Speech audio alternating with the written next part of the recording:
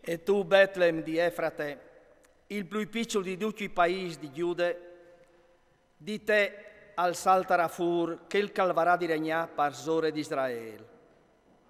La soriunde agli dai tims lontans, dai tims di una volta, perché io abbandonerà finché una parturiente non verrà parturito.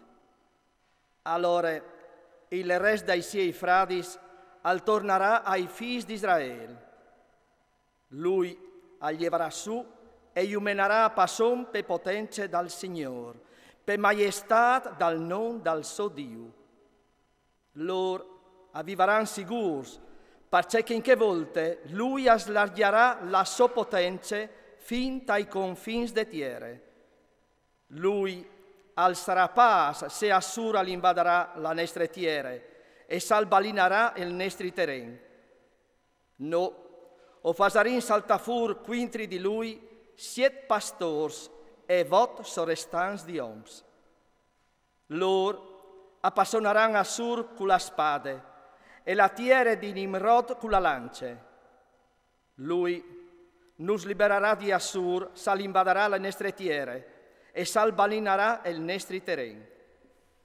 E il resto di Jacob, fra mies di un slag di foresta, alzerà anche la rosade che viene dal Signore, tanche gottis di aghe sore di erbe, perché non spera l'omp e non si spiete nuie dai figli dall'omp. Il resto di Jacob, fra mies di un slag di foresta, alzerà anche il leon fra mies dai nemai dal bosco, tanche il leonut fra mies dai rocs dal trop, quanto al passe, al fruce, a slambre, e nessuno non arriva a tirare via la prede. La toman si alzerà quintri dai tiei contraris, e tutti i tiei nemici saranno svinidris.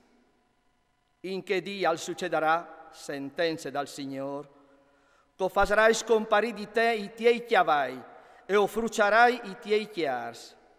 O svinidrissarai le città de totiere e o sdrumarai tutti gli stos fortecis. O diavarai de toman i tiei striamens e non tu varas plui indovinins. O pararai a tox gli stos statuis e i tiei colonei che tu has li di te. Non tu ti butteras plui con la muse partiere, denan devore de stos mans. O diavarai di li di te i pai sacrai e offiscarai i tiei idui. Con ire e con rabbie mi svindicarai dai foresti che non hanno ubbidito.